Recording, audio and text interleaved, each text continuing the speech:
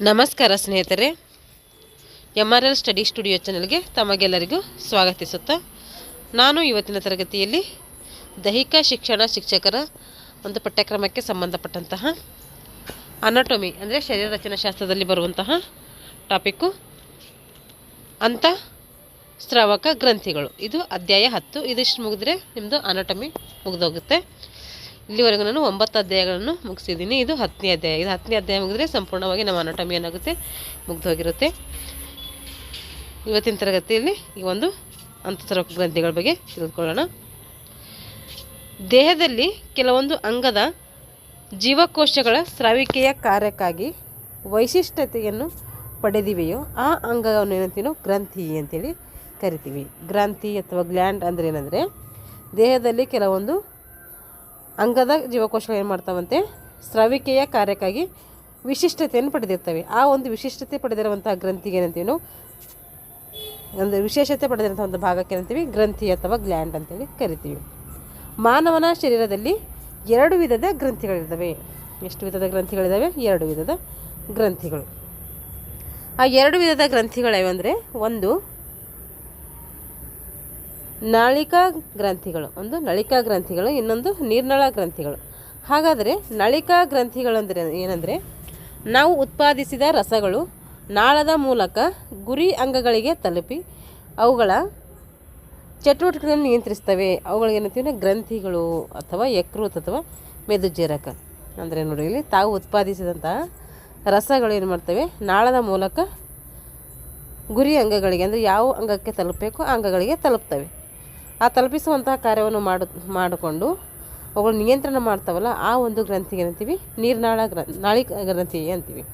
ಅಂದರೆ ಇಲ್ಲಿ ನಾಳದ ಮೂಲಕ ಕ್ರಿಯೆ ನಡೀತೈತೆ. ಅಂದರೆ ನಾಳ ಇರುತ್ತೆ, ಇಲ್ಲಿ ನೀರ್ನಾಳ ಗ್ರಂಥಿಯಲ್ಲಿ ನಾಳ ಇರೋದಿಲ್ಲ, ಅಲ್ಲಿ ಏನಿರುತ್ತೆ ನಾಳ ರಹಿತ ಇರ್ತೈತೆ. ಇಲ್ಲಿ ನಳಿಕಾ ಗ್ರಂಥಿಯಲ್ಲಿ ನಾಳಗಳಿರ್ತವೆ ಮುಖ್ಯವಾಗಿ. ಉದಾಹರಣೆಗೆ ಯಕೃತ್ ಮತ್ತು ಮೆದುಜೀರಕ ಇವೇನು ನಳಿಕಾ ಗ್ರಂಥಿಗಳು. ನೀರ್ನಾಳ ಗ್ರಂಥಿಗಳು ಅಂದರೆ ತಾವು ಉತ್ಪಾದಿಸಿದ ರಸವನ್ನು ಏನು ಮಾಡ್ತವೆ, ನೇರವಾಗಿ ರಕ್ತಕ್ಕೆ ಹರಿತವೆ. ಇಲ್ಲಿ ಯಾವುದೇ ನಾಳಗಳು ಇರೋದಿಲ್ಲ, ಇಲ್ಲಿ ನಾಳಗಳ ಅವಶ್ಯಕತೆ ಇಲ್ಲಿ ಕಂಡುಬರೋದಿಲ್ಲ. ನೇರವಾಗಿ ಏನು ಮಾಡ್ತವೆ, ರಕ್ತವನ್ನು ಹರಿಬಿಡ್ತವೆ. ರಕ್ತದ ಮೂಲಕ ಇತರ ಅಂಗಾಂಶಗಳನ್ನು ತಲುಪಿ ಅವುಗಳ ಚಟುವಟಿಕೆಯನ್ನು ನಿಯಂತ್ರಿಸುವಂಥ ಗ್ರಂಥಿಗಳಿಗೆ ಏನಂತೀವಿ ನಾವು ನೀರ್ನಾಳ ಗ್ರಂಥಿಗಳು ಅಂತೇಳಿ ಕರಿತೀವಿ.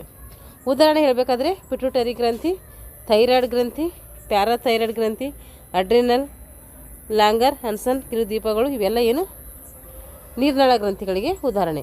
ಮತ್ತು ಜನನ ಗ್ರಂಥಿಗಳು ಗಂಡಸರಲ್ಲಿ ಏನು ಕಂಡುಬರ್ತೈತೆ, ವೃಷಣ ಅಥವಾ ಟೇಷ್ಟ ಅಂಥೇಳಿ ಕರಿತೀವಿ. ಹೆಂಗಸರಲ್ಲಿ ಬೀಜಂಡ ಕಂಡುಬರ್ತೈತೆ. ಶರೀರದಲ್ಲಿ ಮುಖ್ಯವಾಗಿ ಅಂತಃಸ್ರಾವಿಕ ಗ್ರಂಥಿಗಳು ಏನು ಮಾಡ್ತವೆ, ಕಂಡುಬರ್ತವೆ. ಇವೆಲ್ಲ ಏನಂದರೆ ನೀರ್ನಾಳ ಗ್ರಂಥಿಯಲ್ಲಿ ನಾವು ನೋಡ್ತೀವಿ. ಇವಾಗ ಹಾರ್ಮೋನ್ ಜೀವಕೋಶಗಳ ಚಟುವಟಿಕೆಗಳ ನಿಯಂತ್ರಣ ಮತ್ತು ಹೊಂದಾಣಿಕೆಯನ್ನುಂಟು ಮಾಡುವ ರಾಸಾಯನಿಕ ವಸ್ತುವೇನಂತೀವಿ ನೋಡಿಲಿ. ಜೀವಕೋಶಗಳ ಚಟುವಟಿಕೆಗಳ ನಿಯಂತ್ರಣ ಮಾಡ್ತೈತೆ ಮತ್ತು ಹೊಂದಾಣಿಕೆಯನ್ನು ಉಂಟು ಮಾಡುವಂತಹ ರಾಸಾಯನಿಕ ವಸ್ತುವೇ ಹಾರ್ಮೋನ್. ಹಾರ್ಮೋನ್ ಅಂದರೆ ಏನಂದರೆ, ಜೀವಕೋಶಗಳ ಚಟುವಟಿಕೆ ಇರುತ್ತಲ್ಲ ಆ ಚಟುವಟಿಕೆ ನಿಯಂತ್ರಣ ಮಾಡ್ತೈತೆ ಮತ್ತು ಹೊಂದಾಣಿಕೆಯನ್ನು ಕೂಡ ಮಾಡ್ತೈತೆ. ಆ ಒಂದು ಹೊಂದಾಣಿಕೆ ಮಾಡುವಂಥ ವಸ್ತುವಿಗೆ ಅಥವಾ ಪ್ರಕ್ರಿಯೆಗೆ ಏನಂತೀವಿ ಹಾರ್ಮೋನ್ ಅಂತೇಳಿ ಕರಿತೀವಿ. ಇವುಗಳನ್ನು ರಾಸಾಯನಿಕ ಶುದ್ಧೀಕರರು ಅಂಥೇಳಿ ಕರಿತೀವಿ. ಇಂಪಾರ್ಟೆಂಟ್ ಇದು.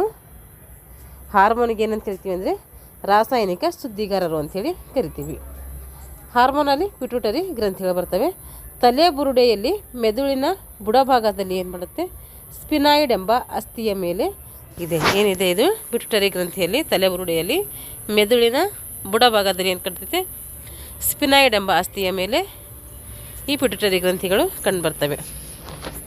ಅಂಡಾಕೃತಿಯ ಚಿಕ್ಕ ಗ್ರಂಥಿ ಯಾವುದಂದರೆ ಅದು ಪಿಟ್ಯೂಟರಿ ಗ್ರಂಥಿ. ಇದು ಬಟಾಣಿ ಕಾಳಿನಷ್ಟು ಇರ್ತೈತಿ. ಅದು ಗಾತ್ರ ಕೇಳಿದ್ರೆ ಬಟಾಣಿ ಕಾಳಿನಷ್ಟು, ಸುಮಾರು 0.5 ಗ್ರಾಮ್ ತೂಕವನ್ನು ಈ ಪಿಟ್ಯೂಟರಿ ಗ್ರಂಥಿ ಹೊಂದಿರ್ತೈತೆ. ಇದು ಹೈಪೋಥಾಲಮಸ್ನೊಡನೆ ಸಂಬಂಧ ಹೊಂದಿದೆ. ಇದರಿಂದ ಸಂಬಂಧ ಹೊಂದಿದರೆ ಹೈಪೋಥಾಲಮಸ್ನೊಡನೆ ಸಂಬಂಧವನ್ನು ಹೊಂದಿದೆ.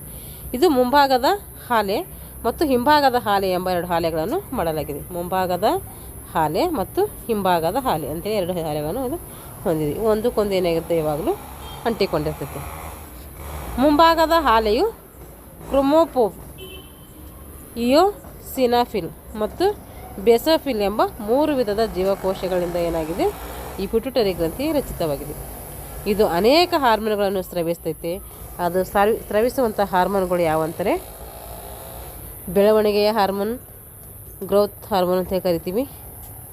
ಥೈರೋಪಿಟ್ರಿಫಿಕ್ ಹಾರ್ಮೋನ್, ಇನ್ನೊಂದು ಅಡ್ರಿನೋ ಕಾರ್ಟಿಕೋಟೋಬ್ರಾಬಿಕ್ ಅನ್ನುವಂಥ ಹಾರ್ಮೋನು, ಪೊಲಿಕಲ್ ಸ್ಟಿಮ್ಯುಲೇಟಿಂಗ್ ಹಾರ್ಮೋನು, ಲುಟಿನಿಜಿಂಗ್ ಲುಟೋಟ್ರೋಫಿಕ್ ಹಾರ್ಮೋನ್ಗಳು, ಆಕ್ಸಿಟೋಸಿನ್ ಹಾರ್ಮೋನ್ಗಳು. ನೋಡಿರಿ, ಲುಟೋಟ್ರೋಫಿಕ್ ಹಾರ್ಮೋನ್ಗಳಲ್ಲಿ ಏನು ಕಂಡುಬರ್ತವೆ ಮತ್ತು 2 ಕಂಡುಬರ್ತವೆ. ಒಂದು ಆಕ್ಸಿಟೋಸಿನ್ ಅನ್ನೋದು, ಇನ್ನೊಂದು ವಾಸೋಪ್ರೆಸಿನ್. ಈ ಹಾರ್ಮೋನ್ಗಳು ಏನು ಮಾಡ್ತವೆ ಲುಟೋಟ್ರೋಫಿಕ್ ಹಾರ್ಮೋನಲ್ಲಿ ಕಂಡುಬರ್ತವೆ. ಇವೆಲ್ಲ ಹಾರ್ಮೋನ್ಗಳು ಯಾವ ಸ್ರವಿಕೆ ಮಾಡ್ತದೆ ಅಂದರೆ ಈ ಪಿಟ್ಯುಟರಿ ಗ್ರಂಥಿ ಸ್ರವಿಕೆ ಮಾಡ್ತೈತೆ. ಇದನ್ನು ನಾವು ಬೆಳವಣಿಗೆ ಹಾರ್ಮೋನ್ ಅಂತೇಳಿ ಕರಿತೀವಿ. ಪಿಟ್ಯುಟರಿ ಗ್ರಂಥಿಯನ್ನು ಇದು ದೇಹದ ಬೆಳವಣಿಗೆ ಮತ್ತು ಅಭಿವೃದ್ಧಿಗೆ ಅವಶ್ಯಕವಾಗಿ ನಮಗೆ ಬೇಕು. ಬಾಲ್ಯದಲ್ಲಿ ಏನಾಗ್ತೈತೆ ಹಾರ್ಮೋನ್ ಸ್ರವಿಕೆಯ ಪ್ರಮಾಣ ಹೆಚ್ಚಾದರೆ ಅಸಹಜ ಬೆಳವಣಿಗೆ ಉಂಟಾಗ್ತೈತೆ. ವಯಸ್ಕರಲ್ಲಿ ಮುಖ ಮತ್ತು ದವಡೆ, ಕೈ, ಕಾಲು, ಮೂಳೆಗಳು ಏನಾಗ್ತವೆ ವಿಪರೀತವಾಗಿ ಬೆಳವಣಿಗೆ ಆಗ್ತೈತೆ. ಅದಕ್ಕೆ ಹಾರ್ಮೋನ್ ಎಷ್ಟು ಪ್ರಮಾಣದಲ್ಲಿ ಬೆಳವಣಿಗೆ ಆಗಬೇಕು ಅಷ್ಟೇ ಪ್ರಮಾಣದಲ್ಲಿ ಆಗಬೇಕು. ಜಾಸ್ತಿ ಆದರೂ ಕೂಡ ನಮಗೇನಾಗುತ್ತೆ ಅದು ಒಳ್ಳೆಯದಲ್ಲ ಅಂತ ಅರ್ಥ. ಈ ರೀತಿ ವಿಪರೀತವಾದಂತಹ ಪ್ರಮಾಣದಲ್ಲಿ ಕೈ ಕಾಲುಗಳು ವಯಸ್ಕರಲ್ಲಿ ಏನಾಗ್ತವೆ ಬೆಳವಣಿಗೆ ಆಗ್ತಾವಲ್ಲ, ಆ ಒಂದು ರೋಗವನ್ನು ಏನಂತೀವಿ ಅಂದರೆ ನಾವು ಅಕ್ರೋಮೆಗಾಲಿ ಅಂಥೇಳಿ ಕರಿತೀವಿ. ಏನಂತ ಕರಿತೀವಿ? ಅಕ್ರೋಮೆಗಾಲಿ. ಇಂಪಾರ್ಟೆಂಟ್ ಇದು. ಈ ಹಾರ್ಮೋನ್ ಕಡಿಮೆ ಪ್ರಮಾಣದಲ್ಲಿ ಉತ್ಪತ್ತಿಯಾದರೆ ವ್ಯಕ್ತಿಯ ಬೆಳವಣಿಗೆ ಏನಾಗ್ತೈತೆ ಕುಂಠಿತವಾಗ್ತೈತೆ. ಹೆಚ್ಚಾದರೂ ಒಳ್ಳೆಯದಲ್ಲ, ಕಡಿಮೆ ಆದರೂ ಒಳ್ಳೆಯದಲ್ಲ ಅಂತ ಅರ್ಥ. ಇಲ್ಲಿ ವ್ಯಕ್ತಿ ಏನಾಗ್ತಾನೆ ಹಾರ್ಮೋನ್ ಕಡಿಮೆ ಆದರೆ ಕುಬ್ಜನಾಗ್ತಾನೆ, ಅಂದರೆ ಕುಳ್ಳ ಆಗ್ತಾನೆ ಅಂತ ಅರ್ಥ. ವಯಸ್ಕರಲ್ಲಿ ಜನನಾಂಗಗಳು ಅಂದರೆ ವೀರ್ಯಾಣುಗಳು ಏನಾಗಲ್ಲ ಬೆಳೆಯೋದಿಲ್ಲ. ಹೆಣ್ಣು ಮಕ್ಕಳಲ್ಲಿ ಏನಾಗ್ತೈತೆ ಇದು ಬಂಜೆತನಕ್ಕೆ ಕಾರಣ ಆಗ್ತೈತೆ. ಇಷ್ಟೇನು ನಾವು ಇದ್ರ ಬಗ್ಗೆ ತಿಳ್ಕೊಂಡ್ವಿ. ಪಿಟ್ಯುಟರಿ ಗ್ರಂಥಿಯಲ್ಲಿ ಬರುವಂಥ ಬೆಳವಣಿಗೆ ಹಾರ್ಮೋನ್ ಅನ್ನೋದ್ರ ಬಗ್ಗೆ ತಿಳ್ಕೊಂಡ್ವಿ. ಇವಾಗ ಥೈರೋಟ್ರೋಫಿಕ್ ಹಾರ್ಮೋನ್ ಇದು ಅಂದರೆ ಏನಂತ ತಿಳ್ಕೊಳ್ಳೋಣ. ಇದು ಥೈರಾಯ್ಡ್ ಗ್ರಂಥಿಯ ಥೈರಾಕ್ಸಿನ್ ಹಾರ್ಮೋನನ್ನು ಏನು ಮಾಡ್ತೈತೆ ಸ್ರವಿಕೆ ಮಾಡ್ತೈತೆ. ಏನು ಮಾಡ್ತೈತೆ ಥೈರಾಯ್ಡ್ ಗ್ರಂಥಿಯಲ್ಲಿರುವಂಥ ಥೈರಾಕ್ಸಿನ್ ಹಾರ್ಮೋನನ್ನು ಇದು ಸ್ರವಿಕೆ ಮಾಡ್ತೈತೆ. ಅಡ್ರಿನೋ ಕಾರ್ಟಿಕೋಟೋಬ್ರಾಬಿಕ್ ಎಂಬ ಹಾರ್ಮೋನ್ ಇದು ಏನು ಮಾಡ್ತೈತೆ, ಇದು ಮೂರನೇದು. ಅಡ್ರಿನಲ್ ಗ್ರಂಥಿಯ ಕಾರ್ಟೆಕ್ಸ್ ಭಾಗವು ಏನು ಮಾಡ್ತೈತೆ ಹಾರ್ಮೋನನ್ನು ಸ್ರವಿಸುವಂತೆ ಮಾಡ್ತೈತೆ. ಆಮೇಲೆ ಪೊಲಿಕಲ್ ಸ್ಟಿಮ್ಯುಲೇಟಿಂಗ್ ಹಾರ್ಮೋನ್ ಏನು ಮಾಡ್ತಂದರೆ ಇದು ಹೆಣ್ಣು ಮಕ್ಕಳ ಅಂಡಾಶಯದಲ್ಲಿ ಓಸ್ಟ್ರೋಜನ್ ತಯಾರಿಕೆಗೆ ಏನಾಗ್ತೈತೆ ಇದು ಸಹಾಯಕ ಆಗ್ತೈತೆ. ಯಾವುದು? Political stimulating hormone. ಹಾಗೂ ಗಂಡು ಮಕ್ಕಳಲ್ಲಿ ವೃಷಣದಿಂದ ಏನಾಗುತ್ತೆ ಸ್ಟರ್ಮಟೋಜೋವಾ ತಯಾರಿಕೆಯಲ್ಲಿ ಏನಾಗ್ತೈತೆ ಇದು ಸಹಾಯಕ ಆಗ್ತೈತೆ. ಹಾಗೆ ಲುಟಿಜೆನಿಕ್ ಹಾರ್ಮೋನ್ ಇದು ಹೆಣ್ಣು ಮಕ್ಕಳ ಅಂಡಾಶಯದಲ್ಲಿ ಏನಾಗ್ತೈತೆ ಅಂದರೆ ಪ್ರೋಟೆಸ್ಟಿನ್ ಅಂದರೆ ಪ್ರೊಜೆಸ್ಟನ್ ಎಂಬ ತಯಾರಿಕೆಗೆ, ಹಾಗೂ ಗಂಡು ಮಕ್ಕಳ ವೃಷಣದಲ್ಲಿ ಟೆಸ್ಟೋಸ್ಟೆರಾನ್. ಅಂದಿಲ್ಲಿ ನೋಡ್ರಿ, ಹೆಣ್ಣು ಮಕ್ಕಳ ಅಂಡಾಶಯದಲ್ಲಿ ಏನಿರ್ತದೆ ಅಂದರೆ ಪ್ರೊಜೆಸ್ಟನ್ ಇರ್ತೈತೆ, ಗಂಡು ಮಕ್ಕಳಲ್ಲಿ ಟೆಸ್ಟೋಸ್ಟೆರಾನ್ ಇರ್ತೈತೆ. ಕೇಳ್ತಾರೆ ಇದು ಎಕ್ಸಾಮಲ್ಲಿ, ಹೆಣ್ಣು ಮಕ್ಕಳಲ್ಲಿ ಏನಿರುತ್ತೆ ಗಂಡು ಮಕ್ಕಳಲ್ಲಿ ಏನಿರ್ತೈತೆ ಅಂತ ಎರಡು ನೆನ್ಪಿಟ್ಕೋಬೇಕು ನಾವು. ಇವಾಗ ಲುಟೋಟ್ರೋಫಿಕ್ ಹಾರ್ಮೋನ್ ಇದೇನು ಮಾಡ್ತೈತೆ ಮಹಿಳೆಯರಲ್ಲಿ ಚಿರೋತ್ಪಾದನೆಯನ್ನು ಉಂಟು ಮಾಡ್ತೈತಿ. ಅಂದರೆ ಮಹಿಳೆಯರಲ್ಲಿ ಏನಾಗ್ತೈತೆ ಚಿರ ಅಂದರೆ ಹಾಲು, ಅದೇನು ಮಾಡ್ತೈತೆ ಉತ್ಪಾದನೆ ಮಾಡ್ತೈತೆ. ಇದು ಸ್ತನವರ್ಧನೆಯನ್ನು ಮತ್ತು ಸ್ತನದ ಒಳಗಿರುವ ಹಾಲೆಯನ್ನು ಏನು ಮಾಡ್ತೈತೆ ಇದು ಏನಾಗ್ತದೆ ದೊಡ್ಡದು ಮಾಡಲಿಕ್ಕೆ ಸಹಾಯಕ ಆಗ್ತದೆ. ವೃದ್ಧಿಸುತ್ತದೆ ಅಂದರೆ ದೊಡ್ಡದು ಮಾಡ್ತದೆ ಅಂತ ಅರ್ಥ.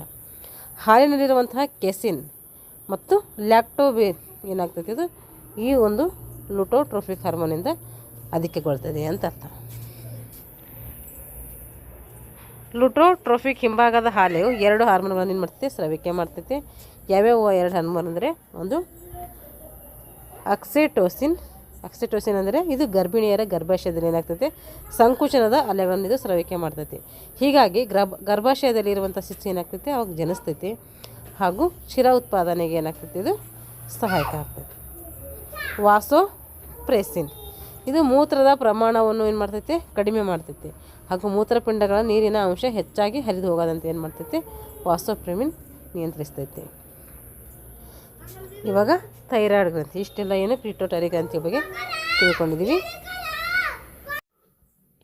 ಇವಾಗ ಥೈರಾಯ್ಡ್ ಗ್ರಂಥಿಗಳು ಇವೇನು ಮಾಡ್ತೇವೆ ಥೈರಾಯ್ಡ್ ಕುತ್ತಿಗೆಯಲ್ಲಿ ಅಂದರೆ ಶ್ವಾಸನಾಳದ ಮುಂದೆ ಗಂಟಲಿನ ಕೆಳಗೆ ಏನು ಮಾಡ್ತೇವೆ ಥೈರಾಯ್ಡ್ ಗ್ರಂಥಿಗಳು ಕಂಡುಬರ್ತೈತೆ.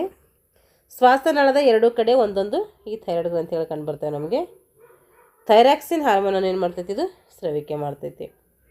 ಇದು ಅಯೋಡಿನಿಂದ ಕೂಡಿದಂಥ ಅಮೈನೋ ಆಮ್ಲವಾಗಿದೆ. ಇದು ಥೈರಾಯ್ಡ್ ಥೈರಾಕ್ಸಿನ್ ದೇಹದಲ್ಲಿ ನಡೆಯುವಂಥ ಚಯಾಪಚಯ ಕ್ರಿಯೆಗೆ ವೇಗವನ್ನು ಏನು ಮಾಡ್ತೈತೆ, ಇದು ಹೆಚ್ಚಿಸ್ತೈತೆ.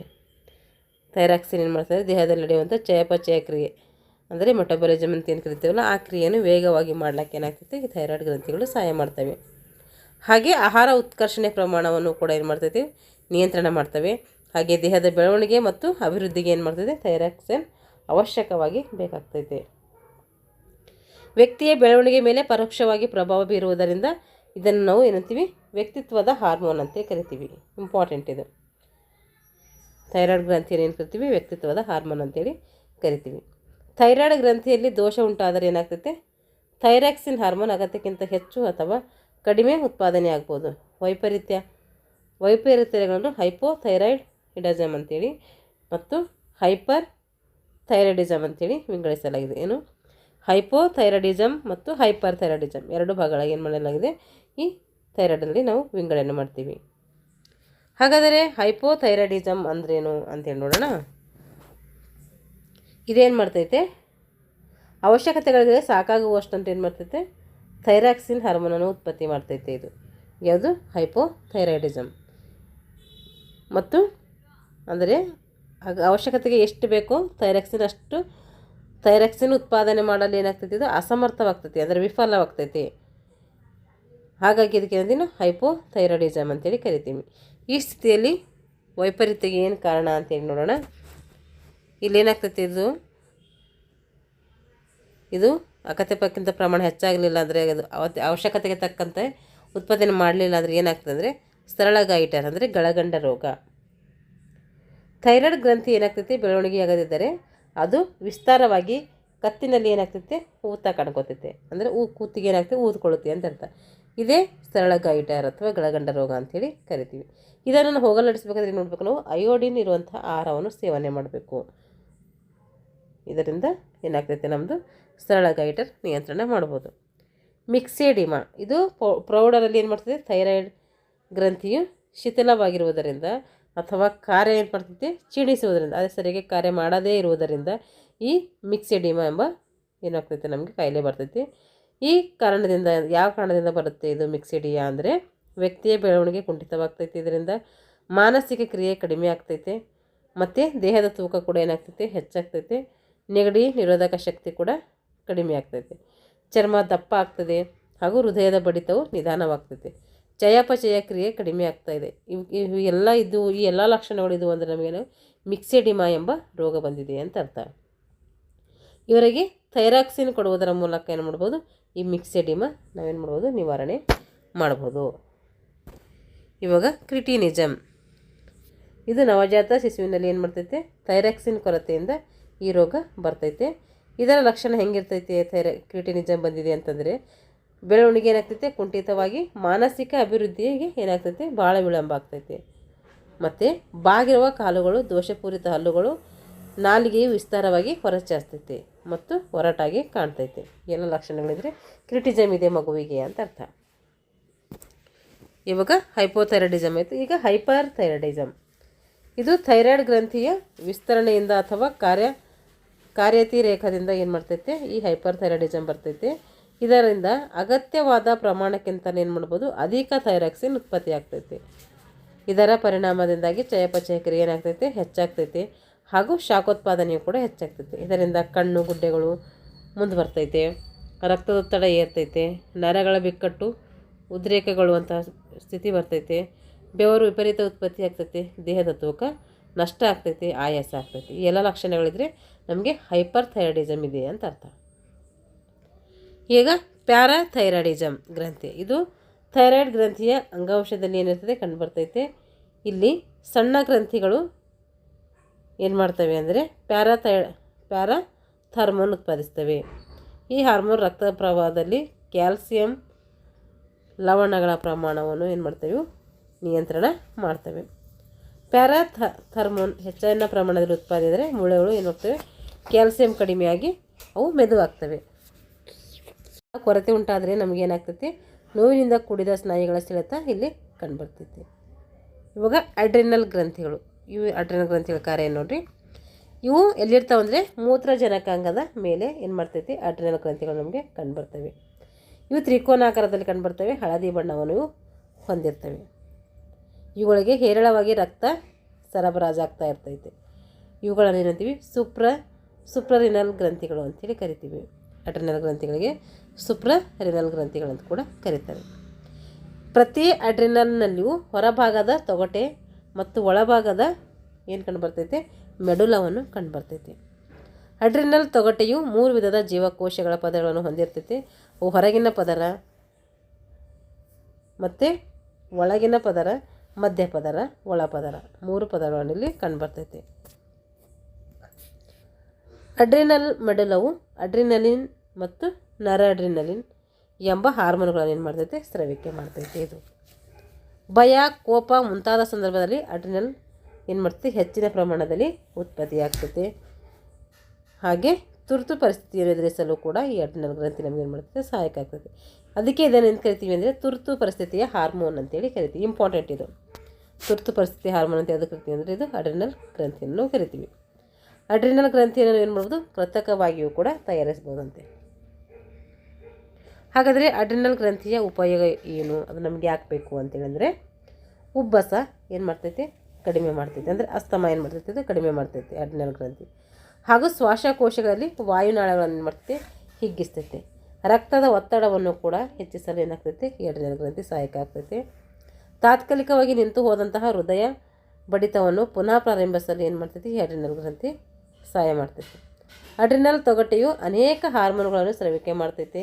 ಇವು ಚಯಾಪಚಯ ಕ್ರಿಯೆಯ ವೇಗವನ್ನು ಮತ್ತು ರಕ್ತದಲ್ಲಿರುವ ಸಾಂದ್ರತೆಯನ್ನು ಕೂಡ ನಿಯಂತ್ರಿಸ್ತೈತೆ. ಅಪಘಾತದಿಂದ ಧಕ್ಕೆ ಉಂಟಾದಾಗ ದೇಹವನ್ನು ಕೂಡ ರಕ್ಷಿಸಲು ಈ ಅಡ್ರಿನಲ್ ಗ್ರಂಥಿ ಏನು ಮಾಡ್ತೈತೆ, ಸಹಾಯ ಮಾಡ್ತೈತೆ. ಅಡ್ರಿನಲ್ ಗ್ರಂಥಿಯಿಂದ ಅಥವಾ ತೊಗಟೆಯಿಂದ ಉಂಟಾಗುವಂಥ ಹಾರ್ಮೋನ್ಗಳಲ್ಲಿ ಕಾರ್ಟಿಸೋನನ್ನು ಕೃತಕವಾಗಿ ಏನು ಮಾಡ್ಬೋದು, ನಾವು ತಯಾರಿಸ್ಬೋದು. ಇದರಿಂದ ಅಂಥ್ರೈಟಿಸ್ ಮತ್ತು ಕೆಲವು ಚರ್ಮ ರೋಗಗಳನ್ನು ಮಾಡ್ಬೋದು ನಿವಾರಣೆ ಮಾಡ್ತೈತೆ. ಅಡ್ರಿನಲ್ ಕಾರ್ಯದಲ್ಲಿ ಕ್ಷೀಣತೆ ಉಂಟಾದಾಗ ರಕ್ತದಲ್ಲಿ ಏನಾಗ್ತೈತೆ, ಲವಣಗಳ ಪ್ರಮಾಣದಲ್ಲಿ ಏನಾಗ್ತೈತೆ, ವ್ಯತ್ಯಾಸ ಕಂಡುಬರ್ತೈತೆ. ಇದರ ಪರಿಣಾಮವಾಗಿ ದೇಹದ ತೂಕ ಏನಾಗ್ತೈತೆ, ನಷ್ಟವಾಗಿ ಅಂಗಾಂಶಗಳು ಒಣಗಿ ದೌರ್ಬಲ್ಯ ಮತ್ತು ಹೃದಯಾಘಾತವಾಗುವಂಥ ಸಂಭವ ಇಲ್ಲಿ ಹೆಚ್ಚಾಗಿ ಕಂಡುಬರ್ತೈತೆ.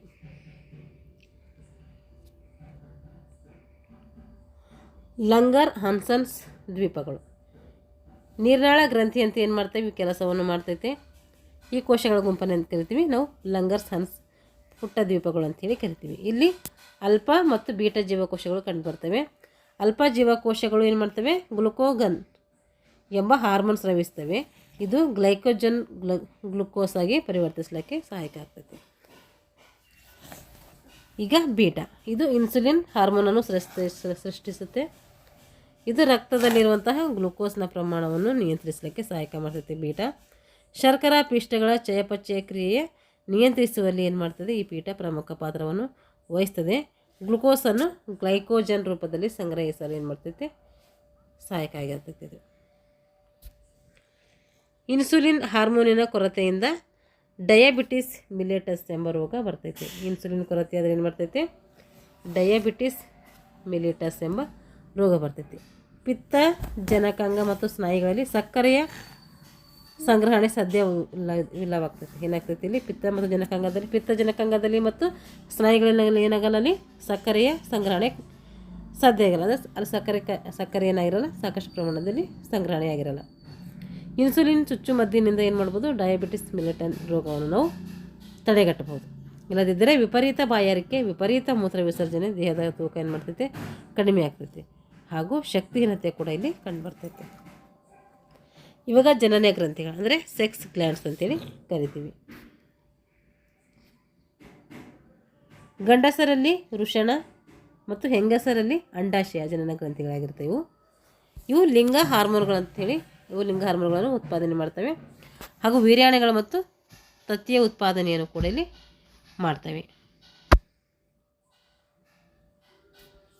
ವೃಷಣಗಳು ಆಂಡ್ರೋಜಿನ್ಗಳೆಂಬ ಹಾರ್ಮೋನನ್ನು ಉತ್ಪತ್ತಿ ಮಾಡ್ತವೆ. ಏನು ಮಾಡ್ತವೆ, ವೃಷಣಗಳು ಆಂಡ್ರೋಜಿನ್ ಎಂಬ ಹಾರ್ಮೋನನ್ನು ಉತ್ಪಾದನೆ ಮಾಡ್ತವೆ. ಇವುಗಳಲ್ಲಿ ಟೆಸ್ಟೋಸ್ಟಿರಾನ್ ಇರುತ್ತೆ.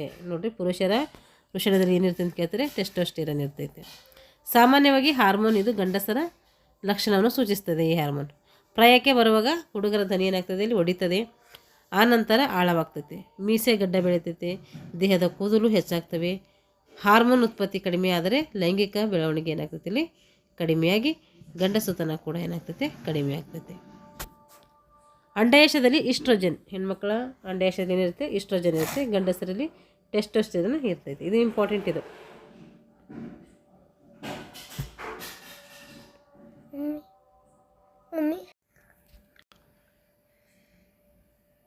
ನೋಡ್ರಿ ಇಲ್ಲಿ ಹೆಣ್ಮಕ್ಳಲ್ಲಿ ಏನು ಕಂಡು ಬರುತ್ತೆ, ಈಸ್ಟ್ರೋಜನ್ ಕಂಡು ಬಂದರೆ ಗಂಡಸರಲ್ಲಿ ಏನು ಕಂಡು ಬರುತ್ತೆ ಟೆಸ್ಟೋಸ್ಟೆರಾನ್ ಕಂಡು ಬರ್ತೈತಿ.